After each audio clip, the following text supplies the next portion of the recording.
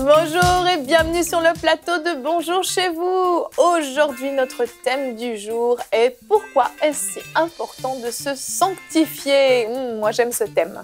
Semblerait. Semblerait. Tu l'aimes pas, Frank? Non, je l'aime aussi beaucoup, Evelyne.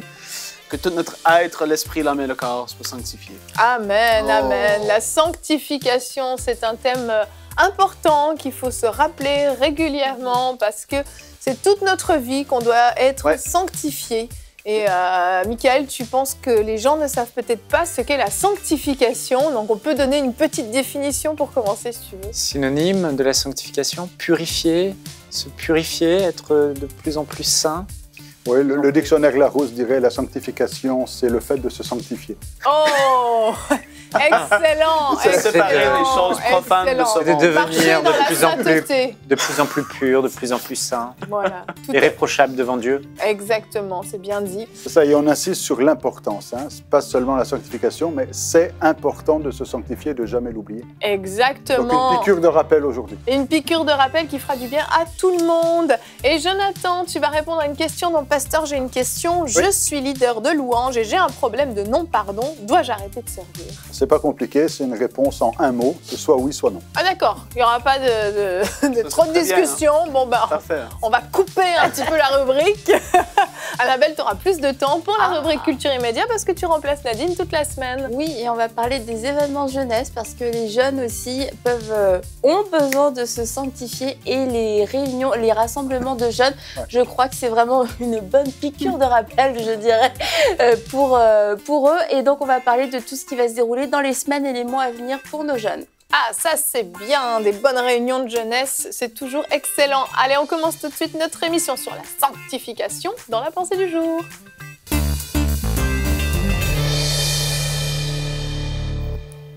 La sanctification n'est pas une option. On peut croire ou on a pu croire peut-être à cause de certains enseignements ou de certaines choses que nous-mêmes on a pu essayer de se faire croire que la sanctification c'était un domaine dans la vie chrétienne, mais la sanctification c'est le fait de marcher dans la sainteté, dans la purification acquise par Jésus-Christ. Son sang a coulé pour vous, pour moi, afin que nous puissions marcher dans cette sanctification et nous ne pouvons juste pas la mépriser ou la mettre de côté, nous disant c'est pas très important. Et j'aimerais vous lire ce verset dans Hébreux 10 au verset 26.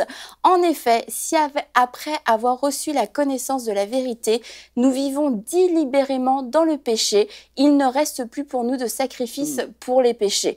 Et je continuerai au verset 29. À votre avis, si quelqu'un couvre de mépris le Fils de Dieu, s'il considère comme sans valeur le sang de l'alliance par lequel il a été purifié, s'il outrage le Saint-Esprit qui nous transmet la grâce divine, ne pensez-vous pas qu'il mérite un châtiment plus sévère encore? Et ce passage-là n'est pas là pour nous condamner, nous faire peur, mais pour nous montrer l'importance de la sanctification. Nous montrer que lorsqu'on refuse cette sanctification, finalement, nous sommes en train de mépriser le sang de Jésus-Christ. Et je crois que ce n'est pas votre désir que de mépriser le sang de Jésus-Christ. Je crois que ce n'est pas votre désir que de ne pas marcher dans la vérité alors que vous connaissez la vérité, que votre cœur aspire à la sanctification et que, en fait, aujourd'hui, oui, c'est une décision que vous devez, que vous pouvez prendre de dire je ne veux plus mépriser le sang de Jésus-Christ. Je crois que ce sang m'a purifié et je veux me rester dans cet état de pureté, dans cet état de sainteté. La Bible dit que je suis saint car Dieu est saint. C'est votre identité, c'est votre partage, c'est votre héritage. Et la sanctification, c'est tout un processus d'une vie. Il y a une croissance qui est possible vivre dans la sanctification, mais c'est une décision, comme je l'ai dit, et c'est aussi comme une hygiène spirituelle. On ne veut pas laisser la crasse s'entasser, on veut dans nos âmes, dans nos façons de penser, dans nos corps, dans nos habitudes de vie. Nous voulons vivre cette douche spirituelle tous les jours de notre vie et marcher dans la sanctification afin de pouvoir honorer le sang de Jésus-Christ qui a coulé pour vous et pour moi. Amen, amen. C'est trop souvent, je trouve, méprisé la sanctification et j'ai l'impression que plus les années passent, plus les générations avancent, plus la sanctification devient un petit peu optionnelle. Alors je vais peut-être paraître un petit peu vieux jeu, mais moi quand je lis des biographies d'hommes, de femmes de Dieu, et j'aime énormément lire ce genre de livres, ce qui me frappe toujours, c'est leur attention particulière à la sanctification. Ouais. C'était très très strict. Alors on va me dire oui, mais c'était la vieille école, c'était à l'époque et tout ça. Mais la Bible n'a absolument pas changé, que ce soit dans les années passées ou aujourd'hui, c'est la même Bible. Et ce qu'elle dit n'a absolument pas changé. Et honnêtement, je trouve que de nos jours, il y a vraiment un laisser-aller au niveau de la sanctification. Et si j'aime autant ce thème, c'est parce que je crois que c'est important d'en parler. Je crois que si on veut être utilisé par le Seigneur, si on veut que vraiment le Seigneur puisse se glorifier dans nos vies, la sanctification n'est absolument pas une option. On va regarder notre verset du jour qui est dans 2 Corinthiens 7 au verset 1. « Purifions-nous de tout ce qui souille notre corps et notre esprit, et poursuivons jusqu'au bout la sainteté dans la crainte de Dieu. » Et si on regarde le verset précédent, les versets, excusez-moi, « C'est pourquoi sortez du milieu d'eux et séparez-vous, dit le Seigneur, ne touchez pas à ce qui est impur, et je vous conseillerai, je serai pour vous un père, et vous serez pour moi des fils et des filles, dit le Seigneur Tout-Puissant. » Il y a une promesse qui est liée à la sanctification. On sera des fils et des filles. Et on a une définition avec ce lien entre ces deux versets, puisque c'est donc poursuivez et puis purifier, mais c'est aussi donc chercher la sainteté. Et après, c'est pourquoi séparez-vous. Parce que la sanctification, c'est se séparer, c'est être mis à part. Quand Dieu déclare son peuple saint, c'est parce que c'est un peuple qui n'est pas comme les autres. Il est mis à part. Quand il sanctifie tel ou tel objet pour le tabernacle, c'est parce qu'il est mis à part. Quand une vie est sanctifiée, c'est parce qu'elle est mise à part. Amen. Et peut-être qu'aujourd'hui, des fois, certains vont remettre en cause un peu la sanctification parce qu'on est trop dans le détail technique, peut-être en disant « j'ai le droit de ceci, j'ai pas le droit de cela », alors que c'est pas ça. La question, c'est on doit être à part. Et la sanctification, c'est donc être pour Dieu, à part, en dehors du monde, et pour Dieu. Et on ne peut pas être entre les deux. Donc la sanctification, c'est s'éloigner du monde pour être plus près de Dieu. Ce n'est pas plus compliqué que ça. Et une chose aussi, c'est qu'on a souvent réduit la sanctification à l'absence de péché sexuel, Annabelle. On a juste dit, c'est juste. Est-ce que la sanctification, c'est juste ça? Non, et d'ailleurs, c'est peut-être pour ça aussi que la sanctification, c'est devenu comme un sujet secondaire, parce que si tu n'as pas de problème d'impureté, de péché sexuel, bah, c'est que tu es saint, pas du tout. La sanctification, ça touche le corps, l'âme, et notre esprit est parfait, le corps et l'âme. Et en fait, si on a des problèmes de colère, des problèmes de jalousie, de médisance, d'insoumission, de rébellion, on a besoin d'être sanctifié. Donc ça vient toucher tous les domaines de notre vie. Et c'est sûr que d'omettre tout ce qui est péché sexuel, etc., c'est une erreur, mais de mettre la sanctification, dans la sanctification que les péchés sexuels, c'est embêtant parce que ça va faire de nous des chrétiens complètement charnels et tout. C'est sûr, il n'y aura peut-être pas de péché sexuel, mais alors à côté de ça, il y aura des débordements à tous les niveaux. Et si je puis me permettre, comme tu disais, la sanctification, c'est devenu comme un peu secondaire quelquefois, mais je crois qu'il y a des générations qui ont essayé de vivre la sanctification, mais sans le Saint-Esprit. Et quand on enlève la vie de l'esprit, ça devient, c'est vrai, du légalisme, et c'est difficile, c'est de la religion, c'est il faut pas, puis d'une année à l'autre, d'une personne à l'autre, les règles changent en fait, et du coup, c'est sans la vie de l'esprit, si on n'entretient pas, je crois, une vie de l'esprit, la sanctification, c'est quelque chose qui va venir, qu'on va faire avec nos propres forces, nos propres efforts, et vu que des générations ou des mouvements ou des familles, enfin bref, des gens ont échoué dans la sanctification, on a rabaissé le niveau de sanctification à ce que nous, on est capable de faire en tant qu'hommes et femmes, Mais si on vit la sanctification avec la vie de l'esprit, bah là, la sanctification est une liberté. Amen. Aujourd'hui, qu'est-ce qu'on voit aussi, c'est que, bon, la sanctification, et on le sait que de moins en moins dans peut-être certains milieux ou certaines églises, tu n'entends plus parler forcément du sang de Jésus, tu n'entends plus parler forcément du mot diable, sainteté, sanctification, parce que c'est peut-être moins à la mode ou tu essaies de la porter d'une façon cool et tout ça. Lorsque je regarde à la parole de Dieu, peut-être la chose qui caractérise le plus Dieu, c'est qu'il est 3 fois saint. Amen. Tu te dis, c'est tellement puissant. Et quand les gens se retrouvaient dans la présence de Jésus, quand ils étaient ravis en esprit ou quoi que ce soit, Ésaïe, ils disaient, mais je suis impur. Ils comprenaient à quel point il était. Nous, on sait, on était régénérés, oui, le Saint-Esprit, tout ça. Mais il y a comme une espèce de... C'est après devenir à l'extrême, caché sous le prétexte de la grâce. C'est vraiment délicat et il faut savoir comment gérer la sanctification par rapport à la grâce. Et aujourd'hui, je pense que ça s'en va vers la grâce et puis j'ai tombé, puis ça fait pas grand-chose. Et puis ça dérange plus forcément les gens, soit de vivre un peu dans le péché ou de c'est pas si grave. Mais la mentalité et puis la crainte de Dieu est manquante en fait. Ah oui. Et puis quand tu parles de sanctification, tu parles de crainte de Dieu, tu comprends qui il est, sa sainteté. Et oui, la parole nous dit « Soyez saints car je suis saint ». Et ça, c'est vrai. Et on doit rechercher ça tout au long de notre vie. C'est vraiment pas une option, en fait. C'est quelque chose que, jusqu'à la fin de notre vie, on va être appelé à se sanctifier davantage. Et ça, c'est sûr. C'est sûr, le mot, pour certaines personnes, ça fait un peu peur, où ils disent « Mais c'est quoi ce truc-là? C'est plus religieux, comme Jonathan disait. » Mais le mot « Strongs », quand j'avais étudié la sanctification, c'était vraiment se séparer des choses profanes de ce monde. C'est-à-dire, oui, mise à part, et puis il y a des façons de faire, des façons de penser, d'agir, et tout ça, mais toi, tu es appelé à être mise à part. Et pour moi, c'est comme ça que je le vois aussi, vraiment. C'est très bien comme Jonathan le dit. Et les standards de Dieu sont hauts. Ouais, être saint comme Dieu est saint, et même être parfait comme Dieu est parfait. Donc, il ne faut pas réduire les standards en disant, parce qu'on n'y arrive pas, on va réduire un peu les exigences, parce que ce n'est pas le plan de Dieu. C'est ça, c'est une façon de vivre, en fait, qui doit être développée. Il y a des choses, en fait, qu'en tant que chrétien, on ne peut pas accepter, tolérer, que ce soit en nous ou que ce soit fait en notre présence aussi.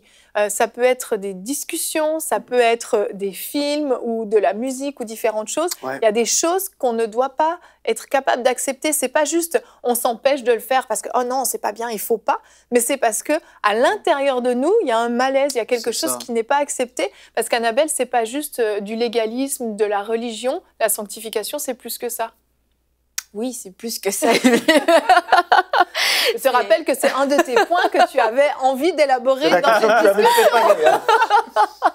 C'est parce que j'étais perdue dans un autre point. Mais vas-y, tu peux aller sur le point que tu veux. Non, mais pour en revenir à ça, c'est que c'est un privilège.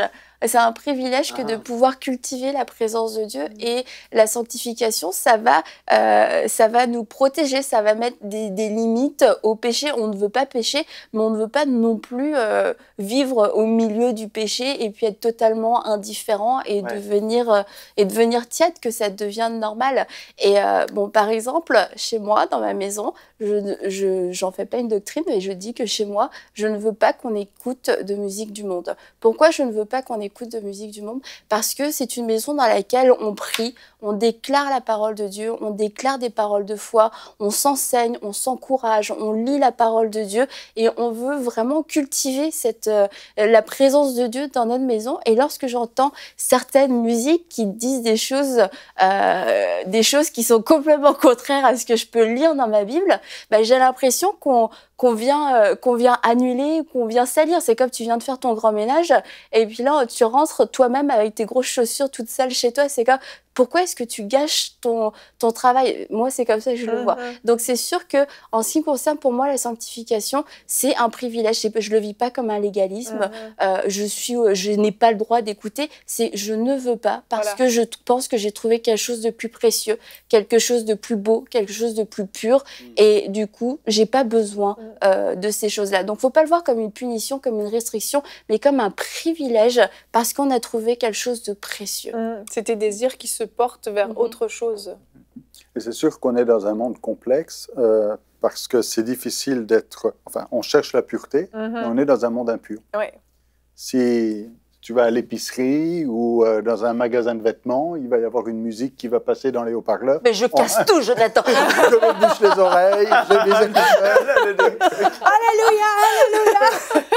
Ou quelqu'un qui conduit, puis il y a une affiche pour une publicité de je sais pas quoi, il ferme les yeux, mais regarde ta route aussi. Hein. Ah ouais. Donc, on est dans un monde où il y a de l'impureté autour de nous. Bien sûr. Alors, c'est oui, limiter l'accès de tout ça, mais c'est aussi contrôler son cœur. Oui. C'est-à-dire que on peut, même si on passe dans la rue puis qu'il y a une affiche qui est là, bon, on va pas s'arrêter pour observer ce qui se passe, mais même si l'image est passée rapidement, Ça va pas protéger nous- son cœur pour dire Tout à je veux fait. pas que ça rentre. Oui. Il faut que, comme dit l'adage, que ça coule comme de l'eau sur les plumes du canard. Oh, c'est Donc, très joliment dit. que ça vienne, on me dit, bon, on a entendu quelque chose, quelqu'un a dit une parole grossière, bon, on ne veut pas se tenir en compagnie de gens qui vont forcément dire des choses sales, mais à un moment donné, ça peut arriver que Oui, ça c'est passe, on est à côté d'une conversation, ben, on fait attention à ce que ça ne rentre pas.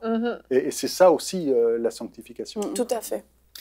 Et pour rejoindre ce qui a été dit tout à l'heure, qui est vraiment important, c'est que on ne se sanctifie pas par devoir, parce qu'il faut se sanctifier, mais parce que notre nature fait qu'on se sanctifie. C'est vraiment par nature, c'est ce qui fait... Un chrétien a reçu le Saint-Esprit. Et Ézéchiel 36, au verset 27, dit « Je mettrai mon esprit en vous, et je ferai... » Certaines versions disent « Ainsi vous ». Et je ferai en sorte que vous suivrez mes ordonnances et que vous observiez et pratiquiez mes lois. Donc finalement, on parle de se sanctifier, mais en réalité, c'est Dieu qui nous sanctifie. C'est la nature de Dieu en nous qui nous sanctifie. Paul disait, je veux faire le bien, mais je fais le mal. Et le mal que je ne veux pas faire, et le bien que je voudrais faire, je n'arrive pas à le faire. Et qui me libérera de ça? Parce qu'en moi, je n'ai pas la force. Et il va dire, gloire soit rendue à l'esprit de vie de Jésus-Christ qui habite en nous, qui nous affranchit de la loi du péché et de la mort. Amen. Et s'il y a bien une chose que j'ai constatée, c'est que si on est un chrétien et qu'on a le Saint-Esprit et qu'on a une relation juste normale, basique, le minimum avec Dieu, authentique, avec sa parole, dans la prière, ben en fait, on n'est pas là à résister à la tentation. On n'est pas là à se dire « Ah, je ne veux pas mentir. Ah, je ne veux pas pécher. Ah, je ne veux pas faire ce qui est mal. » On n'en a tout simplement pas envie. Parce que par nature, on ne pêche pas.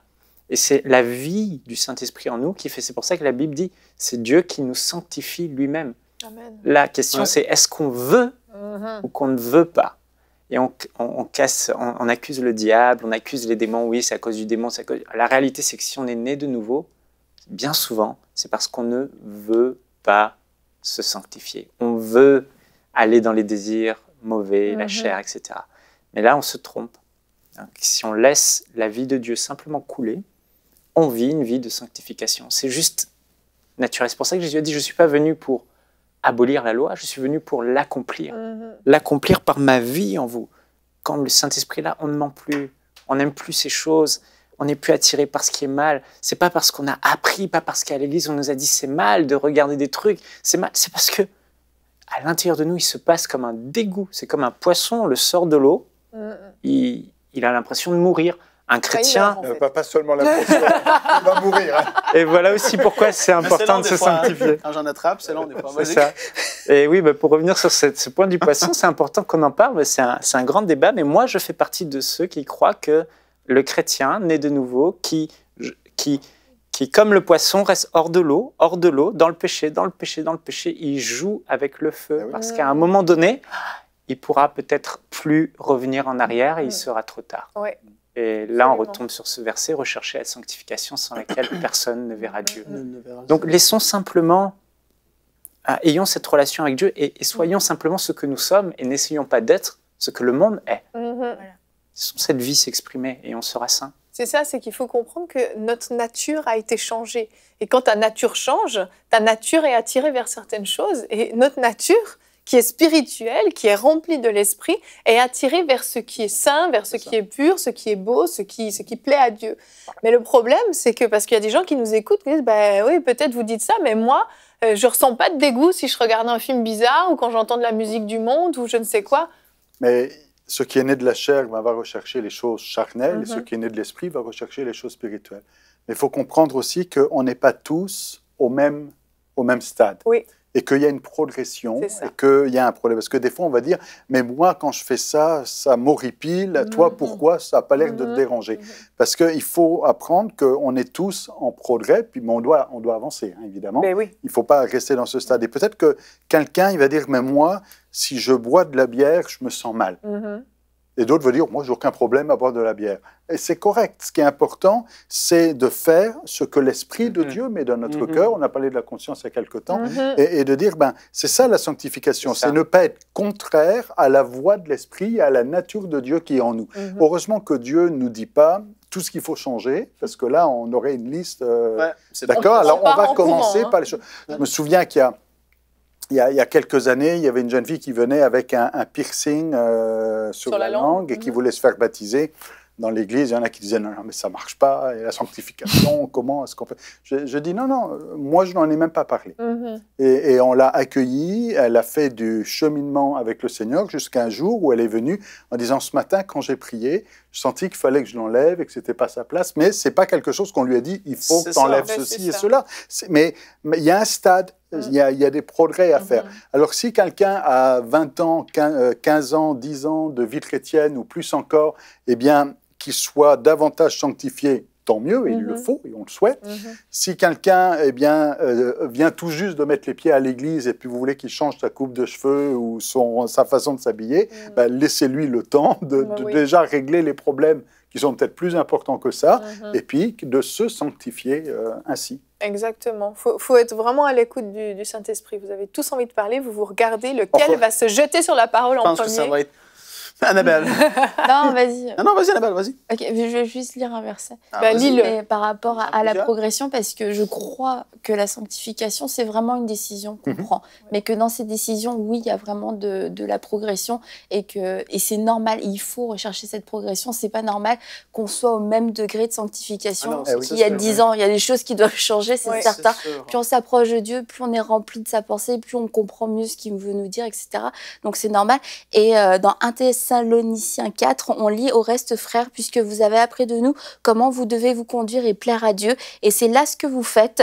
Nous vous prions et nous vous conjurons au nom du Seigneur Jésus de marcher à cet égard de progrès en progrès, et qu'on peut être, là ce que je veux dire, c'est qu'on peut être un chrétien mature, un chrétien qui va bien dans sa vie chrétienne, et on est proche de Dieu, mais la Bible nous encourage à toujours faire des progrès et à chercher à grandir dans notre sanctification. Donc de dire, il y a des gens qui ont suivi cette discussion, ils se disent, oui, non, moi ça va bien dans ma vie chrétienne. En fait, même si ça va bien, justement parce que ça va bien, on a envie de progresser dans notre sanctification. Donc c'était ça, Frank? Je vais parler. C'était le mot de la fin, je pensais, mais apparemment, tu as décidé que Frank pouvait parler. C'est fini, moi je me ferme, vas-y. Vas-y, tu peux, mais très rapidement. Non, j'ai rien à dire, c'est trop rapide. D'accord, ok. J'ai rien à dire. Okay. La suite dans la prochaine. On fera une autre émission sur la sanctification. Oh, t'inquiète pas, j'aime tellement ça, qui revient toujours. Tu me réinviteras, en tout cas. Je te réinviterai, ok. Jonathan, je me tourne vers toi. Donc, on a reçu une question de Lucie de Belgique, qui est leader de louange, et elle dit qu'elle a donc un problème de non-pardon. Est-ce qu'elle doit arrêter de servir, donc autrement dit, est-ce qu'elle doit arrêter d'être impliquée dans le groupe de louange et d'être leader dans le groupe de louange? Alors voilà, si elle a entendu le début de cette émission, elle devra avoir sa réponse. Donc c'est bon, Frank, tu peux parler. La réponse... Roulement de tambour, c'est... La réponse, c'est un problème, oui. Parce que si on sait qu'on doit pardonner et qu'on ne pardonne pas, il y a un problème. Jésus dit, si tu vas à l'autel présenter ton offrande et que tu te souviens que ton frère a quelque chose contre toi, tu vas d'abord te réconcilier avant de présenter ton offrande. Et à plus forte raison, quand on est dans la louange et quand on veut donc amener, non seulement louer Dieu nous-mêmes, mais amener le peuple de Dieu dans la louange, il faut à plus forte raison, avant de vouloir apporter à Dieu notre louange, notre reconnaissance, nos actions de grâce, eh bien, s'il y a quelque chose qui doit être réglé, il faut le faire. Maintenant, est-ce que ça veut dire que tous les conducteurs de louange, tous les leaders de louange sont parfaits? Non, je ne pense pas. Mais il y en a qui ne savent pas encore ce qu'il faut régler, mais le Seigneur va leur montrer en cours de route. Il y en a qui ont peut-être besoin de pardonner à quelqu'un, mais ils ne le savent pas. Le problème, c'est quand on sait et quand on ne le fait pas. C'est là qu'on est coupable. Si Lucie nous dit « j'ai un problème de non-pardon », ben, il faut régler ce problème. Je ramène aux lettres, aux épîtres dans l'Apocalypse, aux 7 églises de l'Apocalypse, où on retrouve assez souvent cette parole de Jésus « mais ce que j'ai contre toi ». Mais ce que j'ai contre toi. Et je reviens avec cette parole de Jésus que dans l'Évangile, si tu te souviens que quelqu'un a quelque chose contre toi, et si c'est Jésus qui a quelque chose contre toi, et que tu viens présenter à l'offrande eh bien, ta louange, ta prière et puis ton culte, mais que Jésus a quelque chose contre toi, va d'abord te réconcilier avant de venir devant le Père pour lui amener ce que tu as. Amen. Donc, oui, on ne peut pas rabaisser les standards en disant « c'est pas bien grave, bon, ben, si c'est la belle-mère, ça marche, si ça dépend, on ne sait pas avec qui. » Mais non, oui, alors, c'est pas la réponse, la troisième ligne, c'est pas la bonne non plus. C'est pas « dois-je arrêter de servir ?» C'est pas ça la question. La question, c'est « il faut que je pardonne ». C'est ça. C'est pas « j'arrête de servir et je continue à ne pas pardonner ». Non, c'est « tu pardonnes et tu continues à servir ». Amen. Et voilà. Amen. Affaire classée, c'est pas si compliqué quand même. Voilà. Moi, j'aurais une question pour un prochain pasteur. Une question. Tu peux écrire à l'adresse Ma question, c'est pasteur.j'ai-une-question@emcitv.com. pourquoi Lucie Il a écrit envoyé en la même temps. question et n'est pas allée pardonner voir cette personne pour se réconcilier et pardonner. Ben, désormais, elle va le faire parce qu'elle a eu la réponse à sa question. Non, mais c'est parce que bien souvent, dans ce genre d'affaires, on a l'impression que le cas est désespéré et de dire, ben non, bon, pardonner à quelqu'un, oui, on peut pardonner certaines affaires, mais là, c'est trop. C'est ça. Et on a toujours l'impression qu'il y a des situations où c'est trop gros pour pardonner. J'ai un problème de non-pardon, donc elle sait qu'elle doit pardonner, qu'elle ne pardonne pas, mais c'est comme si c'est de dire, mais là, vous ne pouvez pas me comprendre. Cette personne m'a fait, mais c'est trop gros. Mais Jésus nous a pardonné. Amen. Et nous, on en a fait plus. Quelque part, c'est la parabole du serviteur impitoyable, de celui à qui on a remis la grande dette, et celui qui avait un débiteur d'un plus petit montant, eh bien, va continuer. Ben, c'est ça, il ne faut pas être ce serviteur impitoyable. Lui, il nous a remis notre offense, et nous, on doit remettre les offenses qu'on nous a faites, quelles qu'elles soient. Amen, amen. Merci Jonathan pour cette excellente réponse. On continue maintenant notre émission avec la rubrique Culture et Médias.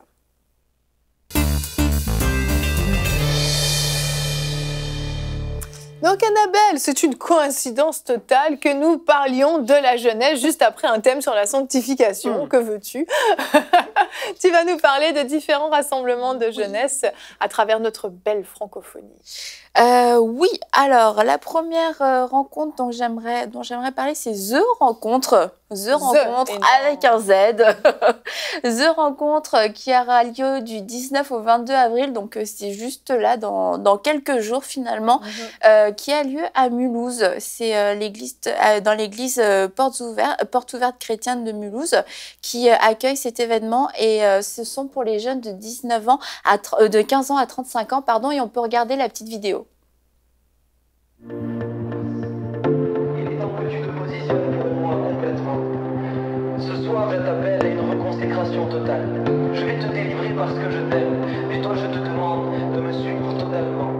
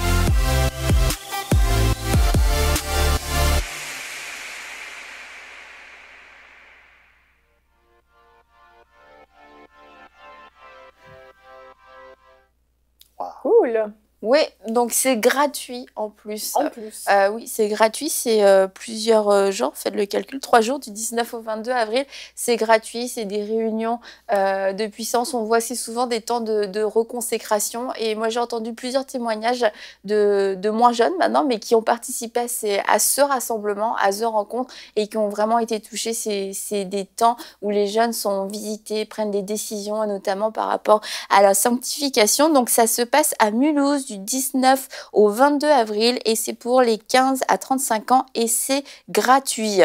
On a aussi une autre rencontre qui s'appelle Rencontre Jeunesse. Donc ça, c'est la RJ, connue sous le nom de RJ, qui a lieu en Suisse. À Bulle. Vive la Suisse. Ça me fait rire, Bulle.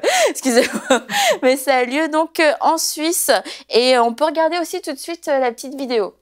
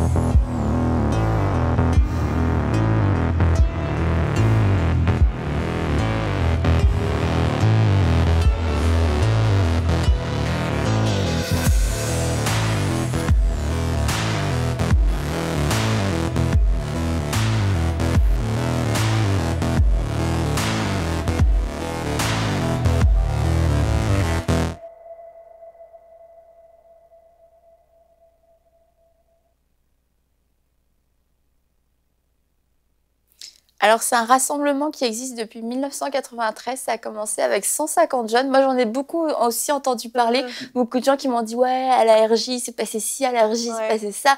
On s'est rencontrés à la RJ, on s'est mariés depuis. » On s'est mariés à la RJ. Et aujourd'hui, oh bah écoute, toutes les occasions sont bonnes. Et aujourd'hui, c'est plus de 3000 jeunes qui se réunissent. Et cette année, donc, ça a lieu du 3 au 5 mai 2019. Et c'est pour les 12 à 27 ans. Mais il précise que ça peut être quand même ouvert à tous. Donc, si on se sent jeune, apparemment, c'est ouvert à tous de 12 à 27 ans. Et on peut aller sur le site rencontre-de-jeunesse.ch et il y a tous les prix parce qu'il y a différents forfaits, il y a des hébergements, il y a des repas, etc. Puis en allant sur le site, j'ai vu, il crée tout un univers. Il y a un fun park, je ne sais pas exactement ce que c'est. Bah, c'est fun. Ouais, voilà, c'est fun. C'est vraiment 2 jours en immersion totale avec des jeunes et des jeunes chrétiens qui veulent changer. Le thème cette année, c'est Change-moi. Et donc, il y a différents invités aussi. On a vu David Potier du Canada, Hillsong France, CDV Neuchâtel, Matthäus Van der Steen. Ça se dit comme ça? Oh, personne ne le sait, c'est bien. Anne n'est pas là. Mathéus, je le sens bien en tout cas. Et il y a beaucoup de baptêmes du Saint-Esprit, des délivrances, des saluts. Donc ça vaut la peine pour tous nos amis suisses. Rencontre-de-jeunesse.ch et allez voir toutes les informations. Il y a encore temps de vous inscrire, mais il faut se dépêcher. Tu nous as donné les dates? Oui, du 3 au 5 mai. Excusez-moi. Écoutez, Jonathan, faut écouter. Oui, mais j'étais tellement concentrée. On a aussi un autre rassemblement qui se déroule à Cotonou, au Bénin. Le rassemblement Effusion, voilà.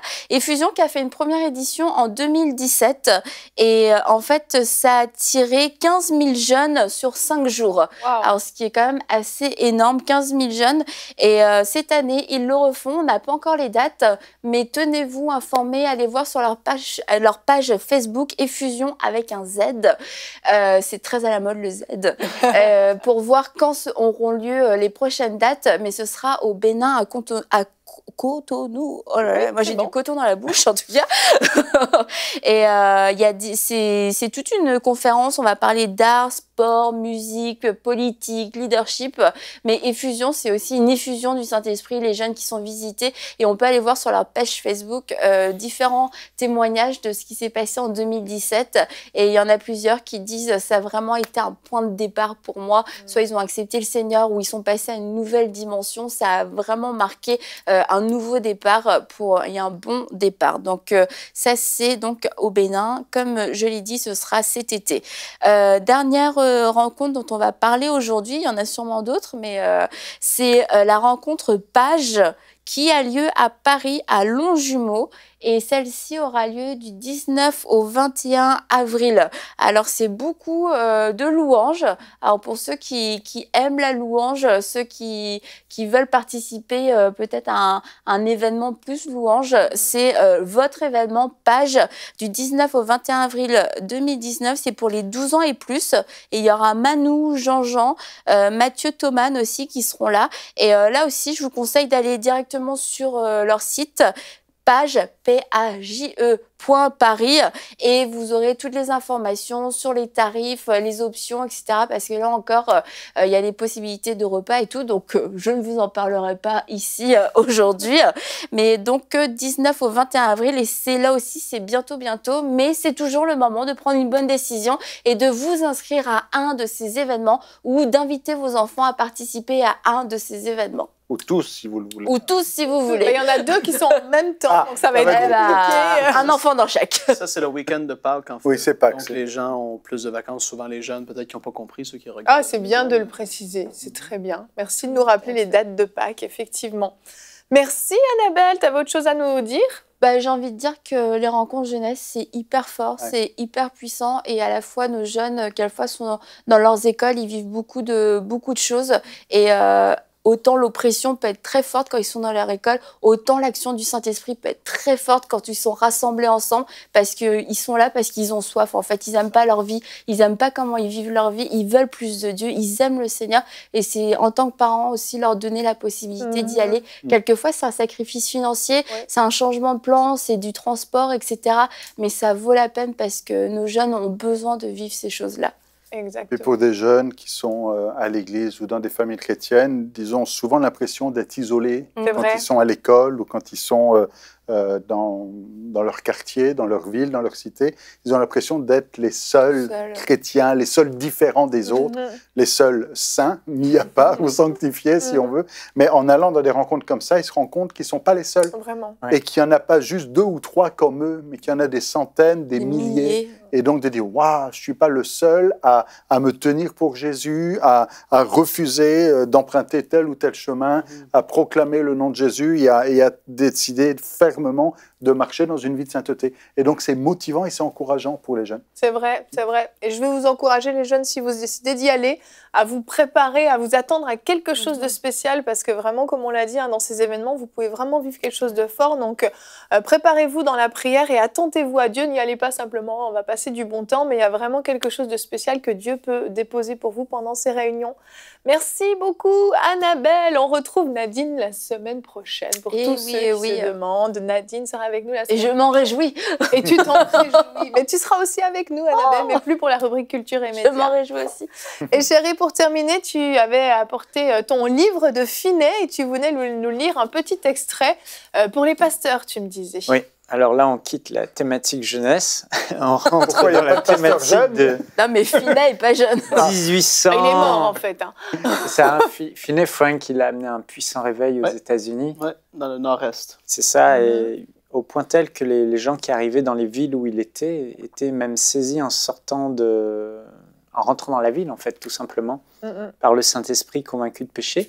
Et il a écrit un chapitre pour les pasteurs. Je vais juste lire rapidement 2 petits paragraphes où il parle aux pasteurs de l'époque et il dit « Ma longue expérience me permet d'affirmer que la seule voie pour que nos églises ne rétrogradent pas, ne se refroidissent pas, consiste à persuader profondément les églises qu'elles doivent absolument parvenir à se purifier de toute souillure de la chair et de l'âme en achevant leur sanctification dans la crainte de Dieu. Tout effort pour excuser le péché, toute tentative d'affirmer l'impossibilité pratique d'atteindre la perfection dans cette vie constitue les erreurs les plus grandes et les plus désastreuses qui puissent être inculquées aux églises. Comme l'a dit un auteur anglais il n'y a pas si longtemps, aucune erreur n'est aussi destructrice et aucune ne doit être aussi fermement dénoncée que celle qui consiste à dire que les chrétiens doivent s'attendre à pécher pendant leur vie. Je supplie mes frères, les prédicateurs, de prendre un autre chemin. J'exhorte aussi l'Église à vivre dans la sainteté. Je veux faire connaître que Dieu nous demande d'obéir à sa loi et à son évangile. Faites-le aussi connaître, mes frères, et vous verrez que vous apporterez une vie de résurrection à vos églises. Amen. Petit mot à nos amis pasteurs qui nous écoutent. De Finet, que tu nous as gentiment lu, parce que tu semblais penser que c'était nécessaire de le lire. Oui. D'ailleurs, le pasteur Marcello Tunassi, qui est un pasteur qui prêche beaucoup la sainteté et la sanctification, la plupart des pasteurs lui ont dit « Tu verras, tu n'auras jamais une église à succès en prêchant ce message qui prédomine dans son ministère. » Et aujourd'hui, c'est le ministère francophone qui a le plus de croissance. Et il dit « Je suis la preuve vivante qu'en prêchant la vérité de la parole de Dieu dans son ensemble, même la sainteté, que ce n'est pas un message qui fait fuir les chrétiens. Au contraire, le peuple de Dieu a besoin de ça. » Amen, amen. Vous l'aurez compris, la sanctification est non négociable, non optionnelle, mais elle est terriblement importante. Et nous allons nous retrouver demain. Nous parlerons guérison, guérison divine. Reçois ta guérison. Aujourd'hui sera notre thème du jour. Et nous aurons notre dernier épisode de C'est mon histoire avec le pasteur Marcel Poiménan qui est venu nous raconter comment ça se passe quand le Saint-Esprit le saisit pour la guérison des corps. Si vous êtes malade, vous connaissez des gens malades, regardez cette émission. Le pasteur Marcel, à la fin, va prier pour vous et je crois vraiment que le Saint-Esprit va se déverser. On se retrouve demain. Bonjour chez vous.